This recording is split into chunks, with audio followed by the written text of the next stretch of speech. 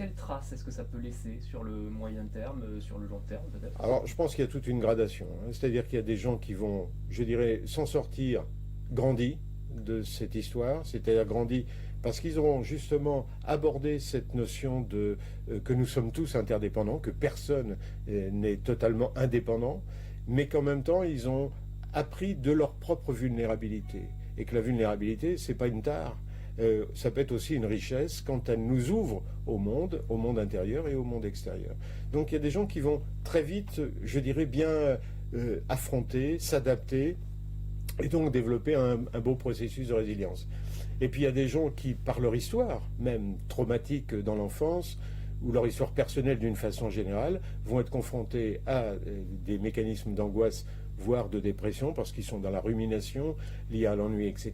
Et là, en revanche, on va avoir non seulement des aspects dépressifs liés à des conflits, liés à la solitude, liés à l'ennui, mais aussi des syndromes traumatiques. Ça, je suis à peu près persuadé que ça arrivera, quoi. Et ça se manifestera comment? Comment on le détecte ça? Alors, quand on est dans ce qu'on appelle un syndrome de stress post-traumatique, ben vous avez à ce moment-là des flashbacks, vous avez des cauchemars, vous avez des troubles du sommeil, vous avez des troubles neurovégétatifs qui font qu'à un moment, ben ça ne va plus, et puis on n'arrive même plus à penser correctement les choses, on est envahi, voire on est parfois même dans une forme de sidération psychique, donc d'agonie psychique.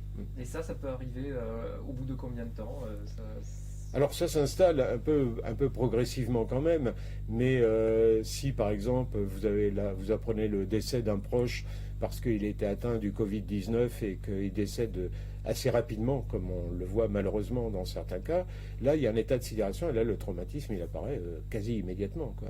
Et là on a besoin de cellules d'aide médico-psychologique, comme il y en a qui sont installées déjà, qui fonctionnent très bien d'ailleurs en Aquitaine, à Bordeaux, et il y a aussi plein de, je dirais, non seulement d'applications, mais de possibilités de rencontrer effectivement par des téléconsultations, des psychiatres, des psychologues qui sont là justement pour aider à dépasser ça, à traverser cette épreuve.